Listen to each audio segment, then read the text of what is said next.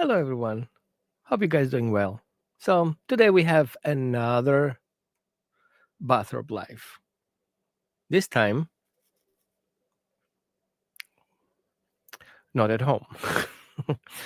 So we're gonna talk today um, about puppy biting and why most people get it wrong.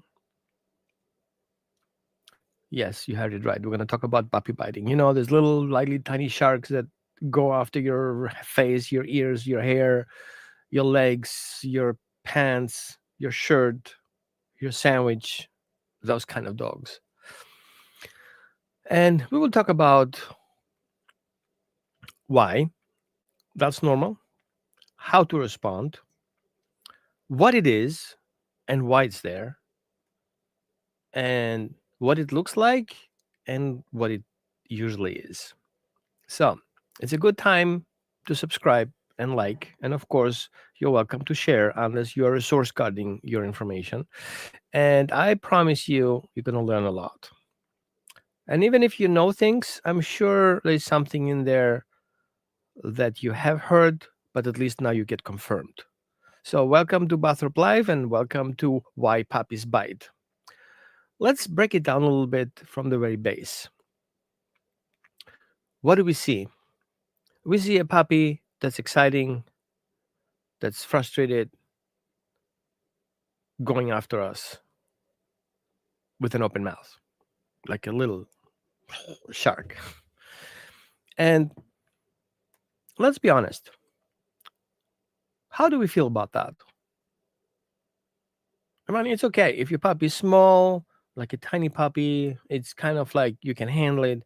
But if your puppy is going to be a Mastiff or a Great Dane, the whole story changes because you're already dealing with a 40-pound puppy, right?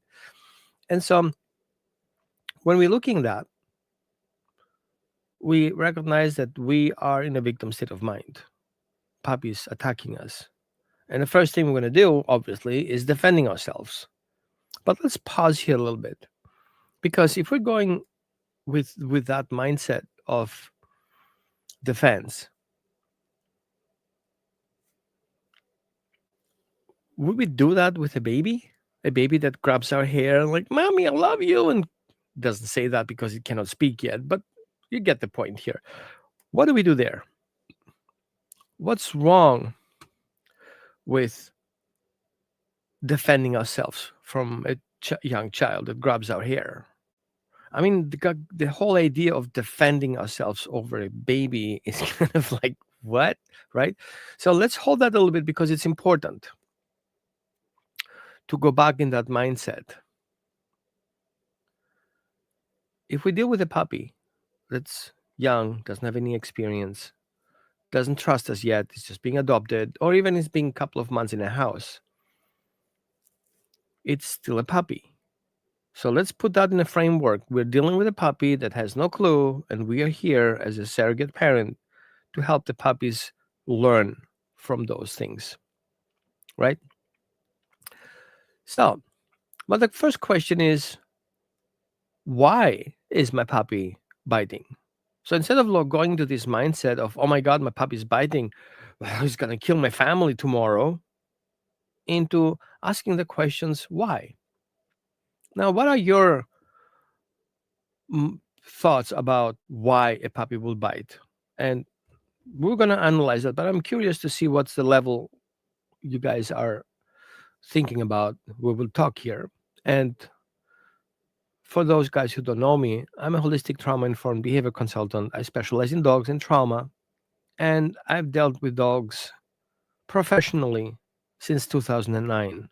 And I can say with more than 6,000 families. But the most important thing, I also work with rescues, several national rescues and local rescues. And I see the end results of that particular section where puppy biting was addressed or not addressed in a right or wrong way, and how it ends up at the end. So, as a person who has access to that information, I try to come in from a reverse engineering perspective. Yes, I'm a former engineer, former find this reverse engineering. How do we ended up there and the dog being in the shelter and surrendered? How can we get back to how can we avoid it? Okay. So first of all, I can give you just a heads up. What we're going to talk about that is not very common.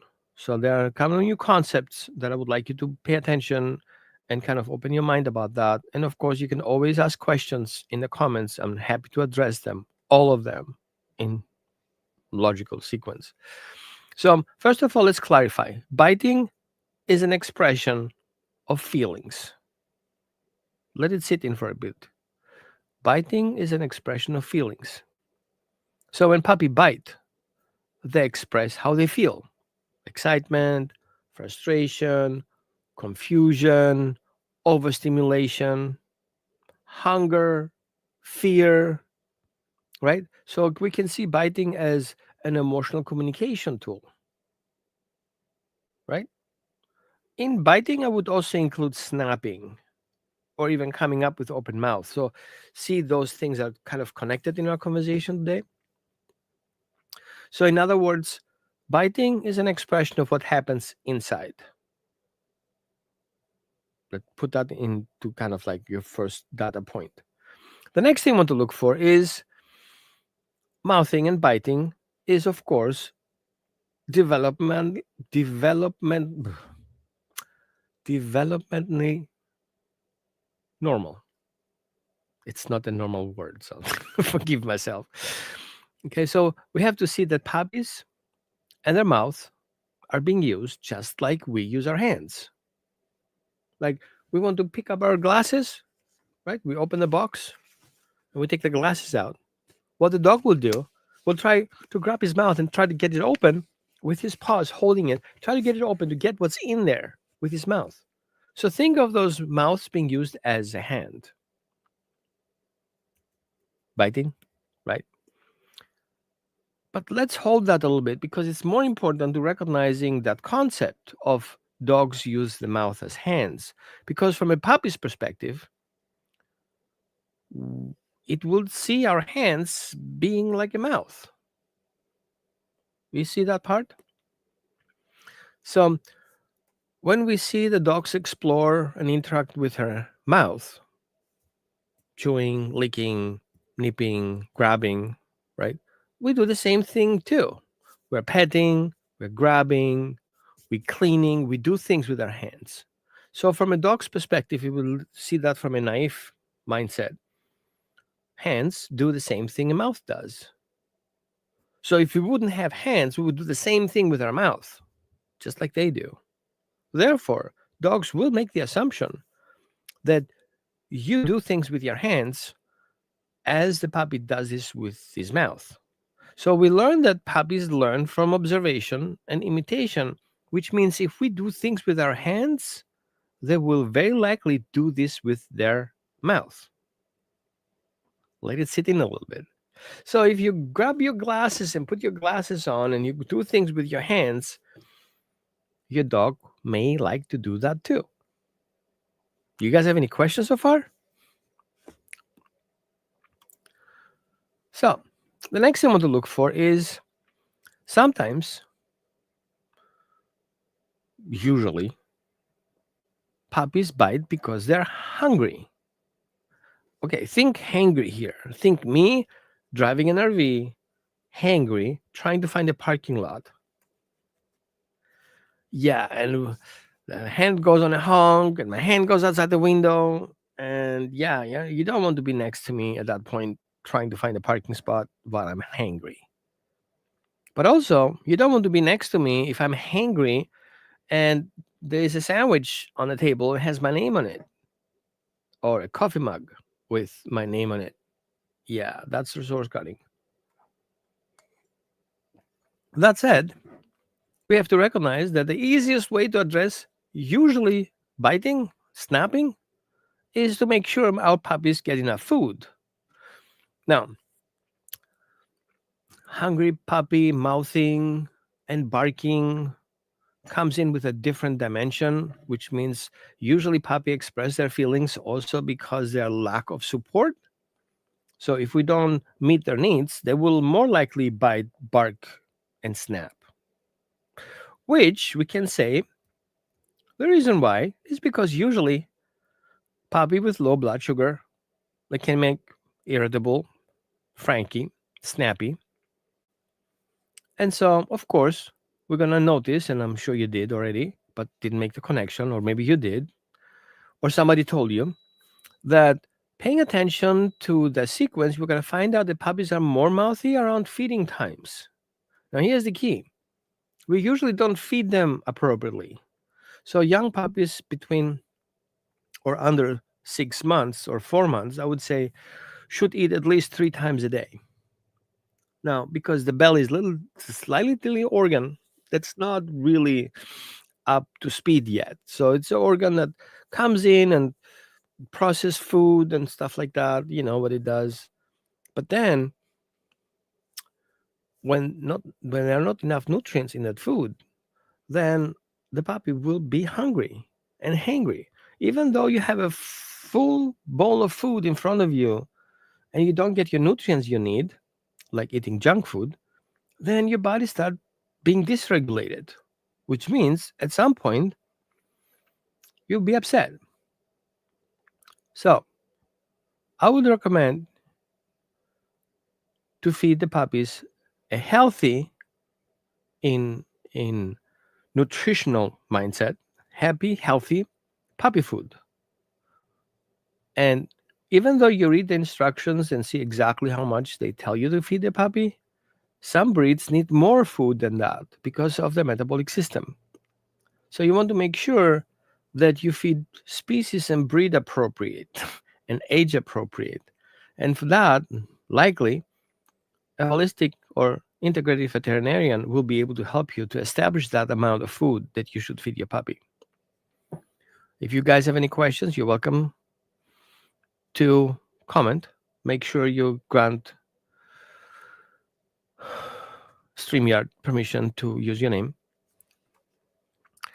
The next thing we want to look for is biting as a behavior that is tied to survival instinct. Why I say that? Well, because hungry puppies or scared puppies need to survive. And when they are in that mindset of survival, they're going to bite harder. They want to get it faster. They want to get it more, which means at the end, your puppy will defend themselves and their sources and communicate very clearly that I don't feel safe. And when they're unsafe and overwhelmed, leads to biting. Okay? Now again, don't take me wrong. I see where you're at, and I understand that sometimes things can get very tricky because if I have a 40-pound puppy attacking me and biting me with his needles as teeth and penetrate it like a knife with a butter, it freaking hurts. I get it. But that's being in a victim state of mind. We want to be a parent and say, okay, it happened once. I have to break it down and understand why my puppy does that. And I have to stop it early enough because it becomes a habit. So if your puppy sees that you're not paying attention, my puppy is overly stressed and tries to survive in within a safe home, then it can become chronic. A solution the puppy finds that if I don't bite, I don't get, which leads us to usually being upset and surrender the dog. So once we have that said, that biting is a behavior tool, right? We go to the next point, which I would think is how to address those things. Because at some point, we will see that biting is also a play and a game. So think here a hunting sequence, right? A hunting sequence, we make it very simple, where a puppy wakes up, looks around, finds you, oh, they're up, wants to socially engage. And what will he do? It starts galloping up to you with his mouth open because he loves you so much and it's going to latch onto your legs. Yeah, you know what happens, how that feels, right? So also we can see that puppies playing to learn, and biting is a tool to survive. And what's more important, for you to become a handy person to do things with your hands, like drawing, painting, building, cooking, shaping, forming, whatever you want. You do this with your hands. So the earlier you start, the earlier you socialize your hands, the better person you become with your hands. You become a mechanic, a sculptor, a painter, you're a caregiver. But imagine you don't train your hands and you take a kind of like, and, oh, I'm sorry, Ken, I destroyed you. Imagine you want to grab an egg. Yeah, that ain't gonna work out. So imagine that the puppy has to learn to grab with his mouth an egg without breaking it, touching you without hurting you. And that comes through play. So, one important piece of dogs' mouthing and biting is to learn how to handle those weird tools they have in their body attached to it and cannot get rid of it. And they hurt sometimes. So, puppies who grow their teeth, they're going to hurt more and they're going to try to ease it. And you know what we do? Ow, it hurts. It hurts, and we move our hands. So, what do you think a puppy will do if its teeth are hurting? He's going to bite on things. So we want to help them with making that biting easier and comforting. Not on your hand, not on your sleeves, not on your shoes, but something that's appropriate for that. But that's a whole chapter about what is appropriate for puppies to learn. You're welcome to reach out or follow me because we're going to talk about that later. The next thing we want to look for is recognizing that biting is a tool to play, but the play is a tool to learn how to survive as a species. As a species that is programmed to use their teeth to hunt.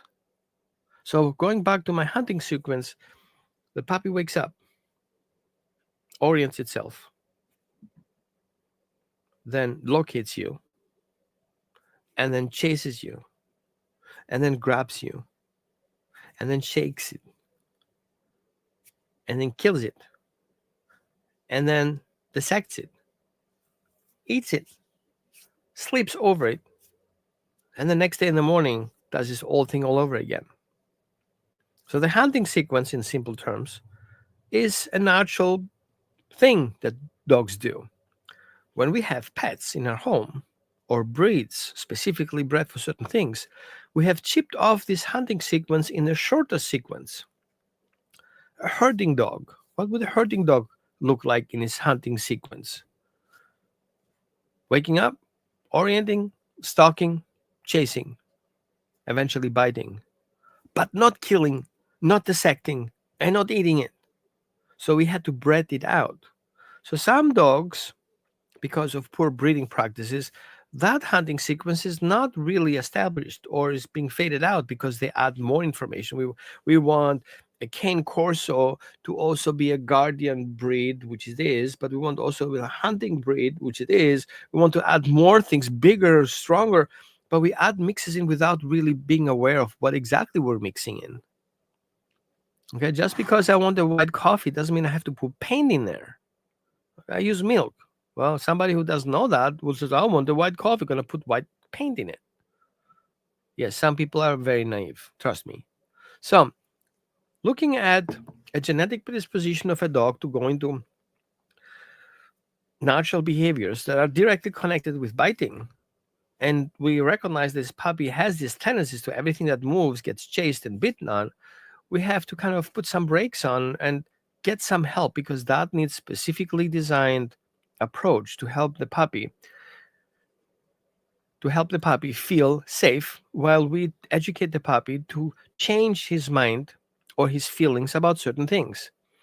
Most importantly, we want to make sure that when we teach the puppy how to do things, we're not teaching them how not to do things. Because it's obviously will not be helpful if I tell you not to think on an elephant and expect you to think on a squirrel. So don't think on an elephant because I want you to think on a squirrel. It doesn't make any sense, right? So telling the puppy, no, don't do it, or leave it or drop it, will not educate the puppy anything. It just make you being a weird person talking a lot.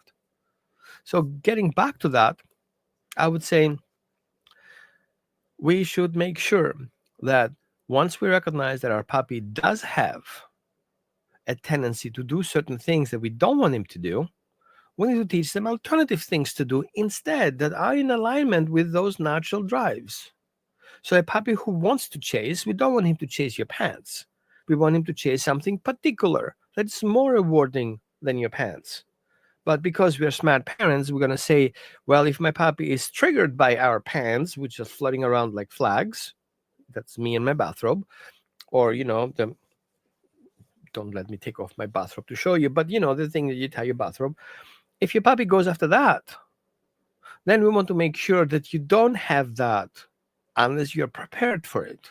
Which means if I set up my puppy for a training session or educational session, let's call it this way, then all I have to do is making sure I have my puppy fed. My puppy went already to the bathroom, so he doesn't have a need. And once it doesn't have a need, then he can focus on what we have to do. And then I want to make sure that I keep myself calm and not very excited. Oh, my puppy, we're gonna go training session, and the puppy already pees itself because of excitement. No, we don't want that. So keep things cool. Okay. Remember your education period when you were still a young person and went to school. Imagine your teacher comes in the class and starts with a joke. How will that end by the end of the day? Hey guys, what's up? Let me tell you a joke. And you think the class will be organized and pays attention to the classroom.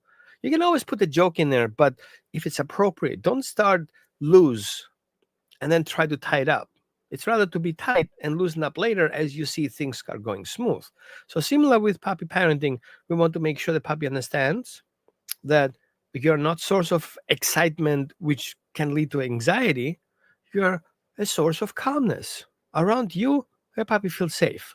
Around you, everything is being taken care of. You don't need to worry about that. The last thing you want is a puppy to worry about anything until he's 16 months old. How about that? Okay, I said it. Because if you put that in place where your puppy and dog is safe, then he doesn't have to worry about things. And most bite incidents, by the fact, is like 250,000 children, no, 450,000 children are bitten every year, usually by dogs they already know and are comfortable with. Why? Because they ignore things. They ignore subtle movements and subtle signals of puppies explaining to you, I don't like it. And of course, talking about puppy biting, we have to see how it gets there.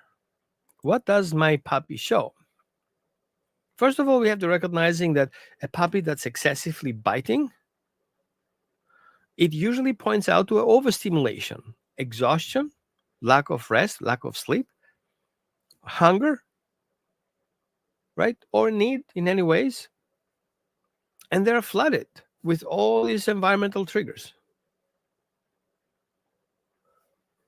That's already a signal of a dysregulation, which means if I try to pick up my puppy and it bites me, that's already a signal that that picking up wasn't a good idea. What do I need? Consent. Write it down.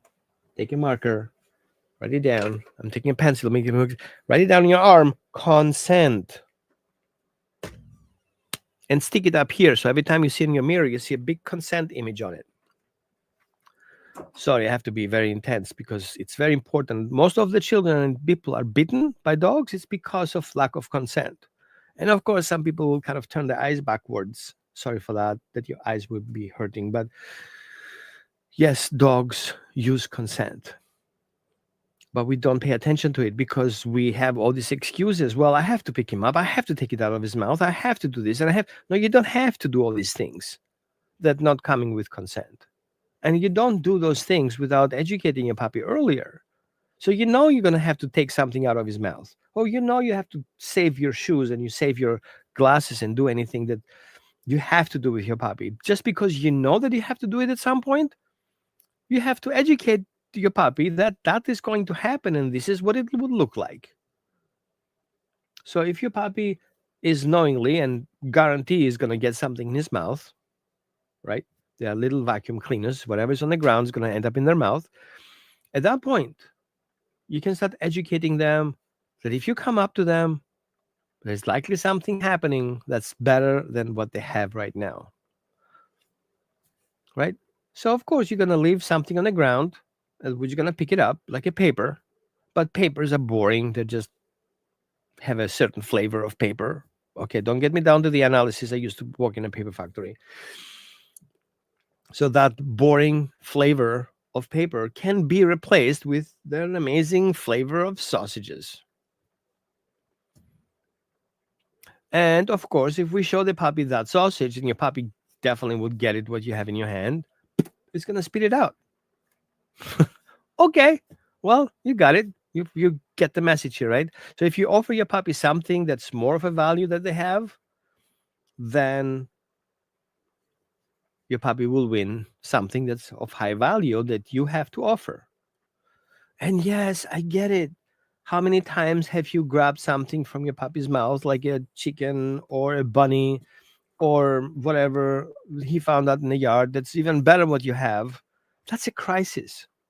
Like, do you want me to teach you how to put the seatbelt on while you're driving 100 miles an hour against the wall? Is that what you want to hear now? No, that's fear porn. We're not doing that. But what we're going to do instead is teaching the puppy why is it important to let it go and to open your mouth and drop it. Not because I said so, it's because you want to do it. You have to teach your puppy that everything that you ask your puppy to do is in the best interest of your puppy. And in that to happen, your puppy has to have the best interest in what you have. Right? So, not because I said so, it's because your puppy wants to. So, put that in your mind, write it down in your hand if you have anything left to write on. My puppy wants to. Everything that I do is because my puppy wants to. So, of course, at some point, you're going to end up with your puppy having something like a chicken. What is the upgrade of a chicken that he never gets, especially on that particular date? But first of all, we have to see how does the puppy gets to that. It gets to that because of you approaching.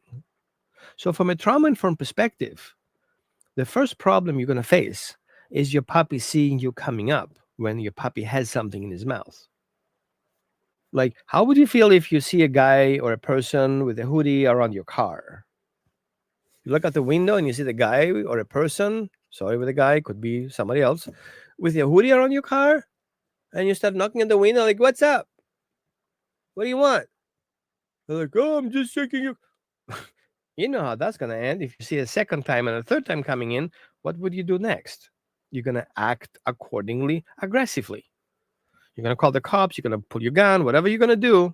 I'm not saying you should do it, but get here in the same mindset. If your puppy believes the reason why you're coming up is because you want to take it, then you're on the wrong terms. Then your puppy has already that pattern in mind that every time people come up, when I have something that I have of a value, it's going to end up in their hands and I don't have something in my mouth to play with. Also, we have to take in consideration that sometimes puppies have things in their mouth because of comfort. It makes them feel good, right? So, for example, puppies have separation anxiety. They're going to grab something that you have that makes them feel good to replace their missing person that's not accessible. Maybe they make them feel comfortable biting on something that makes the gums feel better. Maybe they chew on something that has a flavor. They think they eat something because they're hungry.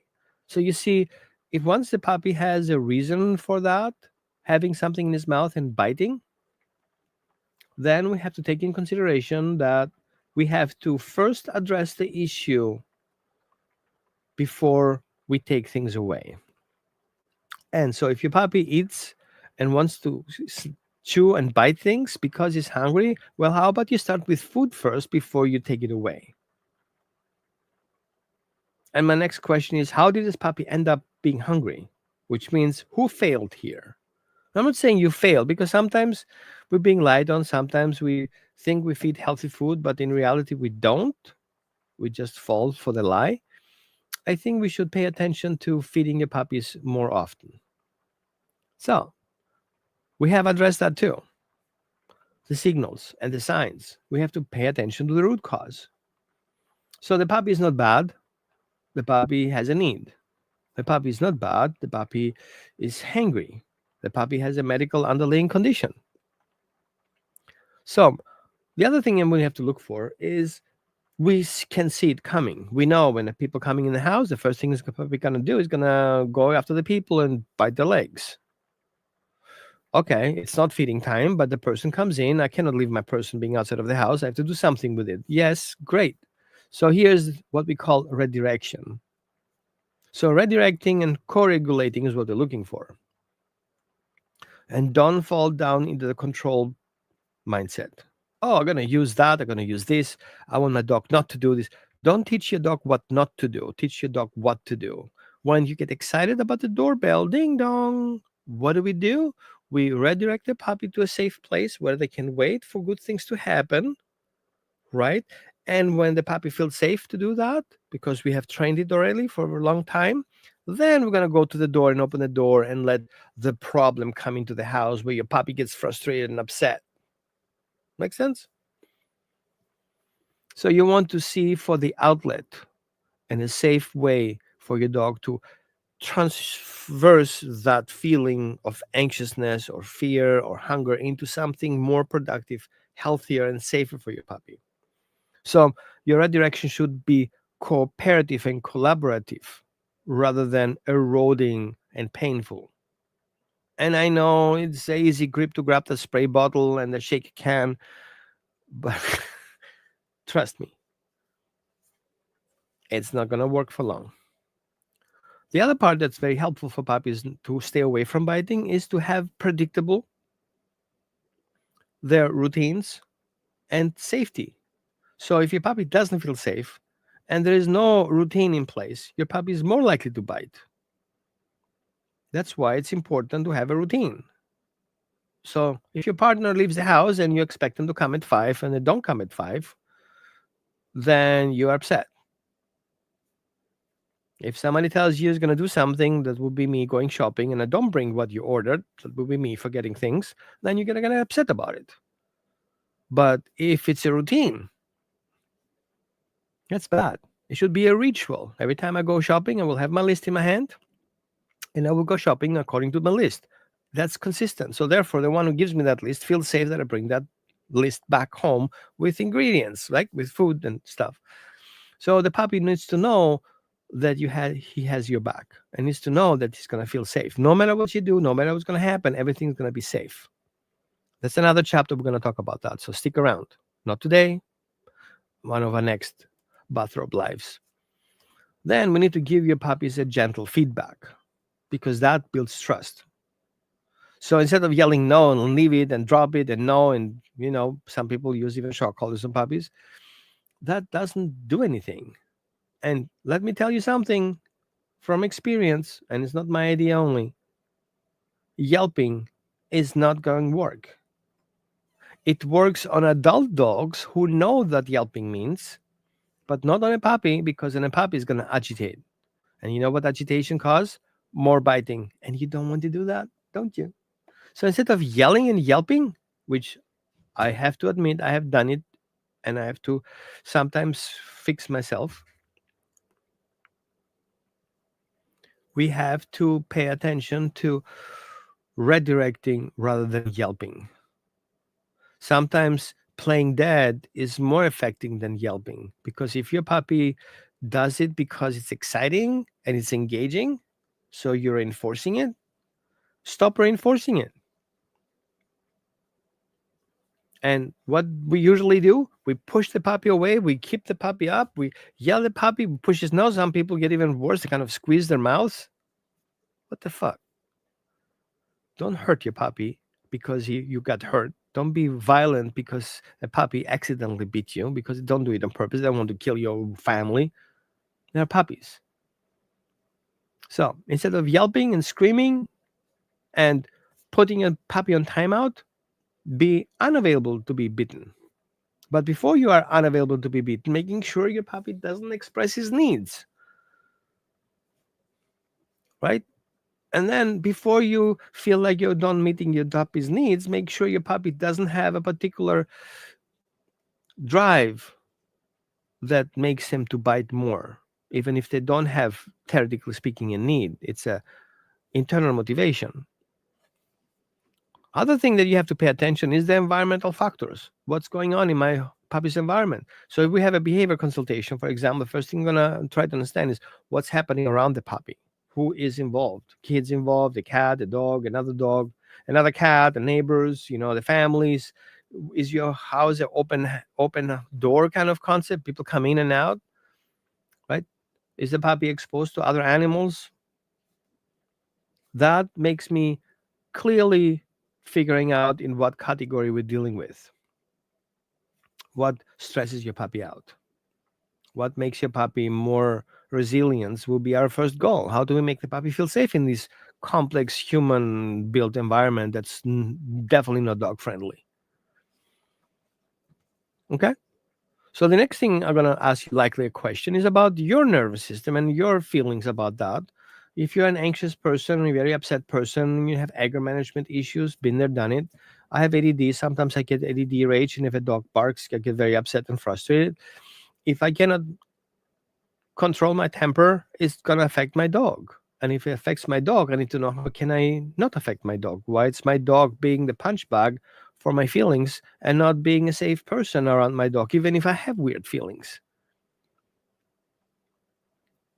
Okay, so we have to make sure that we understand exactly that the environment is not only the environment, we are part of my puppy's environment. And I'm not saying that your puppy is responsible for your feelings, but it can trigger your feelings. Therefore, you have to definitely look into that. Why am I triggered? Why am I triggered of feeling helpless around my puppy? I get it, but there is a solution to that. And punishment and fear and screaming and yelling and getting physical to your puppy is not the solution, because all it teaches your puppy is to behave exactly the same way, and he's going to do it later on when he's an adult, and that is going to end up with either you hurt or your puppy dead in the future.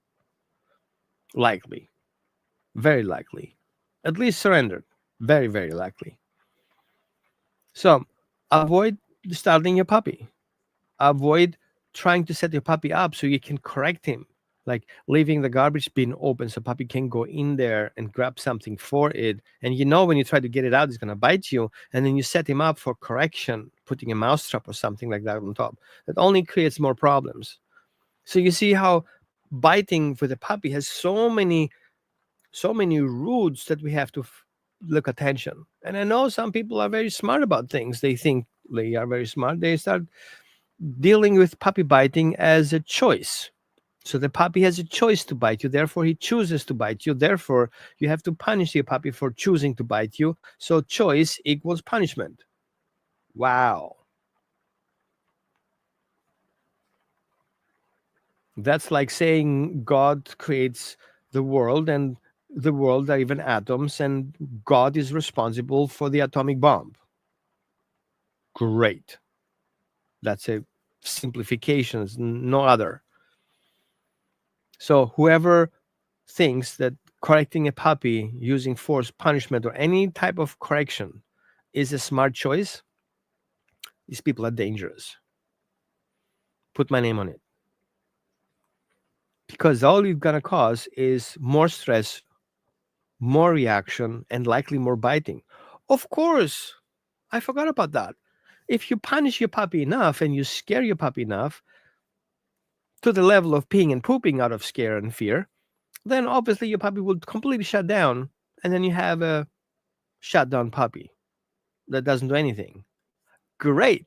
You are an owner of a shut down puppy done by science, scientifically proven it's going to happen. Right? I don't think you're going to go that route. I think you're better than that. So, if things are complicated and you cannot get to the root of it, that's where I'm coming in, or professional comes in, or professional trauma informed relational professional coming in to help your puppy and you going through this development stage without failure, building consistency, and giving your puppy a safe feedback, right? And you're supporting a baby animal, like let that sit in, and it's here to learn, and you are there, the parent. to teach them how to do, and you're supposed to be safe. And of course, if you're feeling overwhelmed and you don't know how to figure it out, I'm happy to assist you. I'm trusting. Then trust me. People think it's expensive to have a professional help you. No, it's actually quite inexpensive, considering that cremating your dog costs, and going to the vet to do that costs too, and treating your injuries costs too. So adding cost of injury, cost of vet visit, cost of euthanasia, all this together costs a lot of money. And I guarantee you, one session is less expensive than that. Plus, buying all these tools that you're supposed to do, and of course, they're not going to work for long, and you have to buy more tools. If you accumulate all those tools that you have to buy to fix problems like that, it's going to cost you more than a training session. So we're down to square one. Hiring a professional who actually can help you is less expensive and, and less traumatic to your dog than all these attempts. And it's simple. You can do it yourself. You don't have to send your puppy to a training facility for them to be broken because you feel like your puppy is broken because it doesn't stop biting. So that said, an online session totally will cut it. A session, maybe two, maybe three. If you cut it very early, maybe only one. And of course, I don't know what your puppy does, and I don't have to be physically there to see it. I've seen a little video clip of 3 seconds, 4 seconds, how a puppy does and how a puppy approaches and how people respond to that. And I can slow it down. I can frame by frame can show you exactly how it got there, and that's an easy fix, I would say.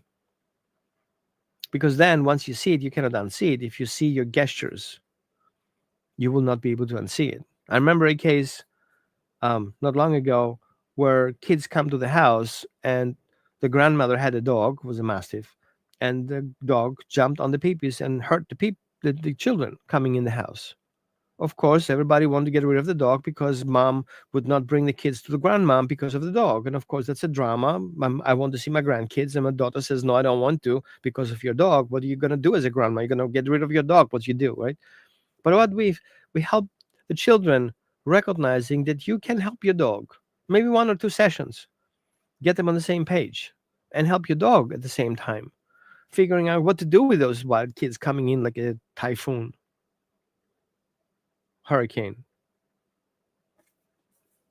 blizzard, whatever name you want to call it, and let them calm down. Of course, mommy, Grammy, that doesn't help. If your baby sleeps, you don't have people yelling around in the house, don't you? So why don't you respect the same thing with your puppy? Keep things calm for now until he gets to that age where he can handle his feelings. So the kids don't feeling victimized and being bitten because the dog attacks them because he gets overwhelmed with those kids. So that's an easy fix. So that's why you're always really welcome to reach out. Of course, you're welcome to share that video. And if you share the video, please add some logical context in the people, because people don't get it. They rather saw fear porn, watch fear porn on YouTube, tell him how to correct a puppy by using a shaker can, an air can, or biting the kids, the dog sticking the finger in their butts, and that's how you address biting. Of course, it looks traumatic, and the puppy, of course, stops biting, but it comes with the emotional cost. Plus, your puppy sees you as an abuser, and you don't want that. And yes, if you do these things to your puppy, it's called abuse, because if you do that to a child, it's called abuse too. So, sorry if I ruined your day by using that term, but that's the fact. And why your dog or your puppy being a statistic later, all you have to do is addressing it now. Just a thought. Okay, well, that was a bathrobe life. It's not just, talking nice. Sometimes I do, but usually I'm kind of very blunt and pure and honest about things. Not that I'm not honest other times, but I kind of give myself permission wearing a bathrobe that I can excuse myself. Well, you got me early morning. I didn't have my coffee yet. So here we go. Okay. So if you have any questions, put in the comments. If you need help, reach out. If you like what you heard and you have learned something, maybe a little bit. And of course, I have ADD, and of course, I must forget something. If I watch my video again, I would like, oh, forgot about that. Damn it, I should have talked about that too. So forgive me for that. At least fix it in the comments if you make note of that. I'm gonna analyze it for you exactly what I should have said. So, yep, that was it. And thanks for watching, and likely see you next Saturday at same time. Bye.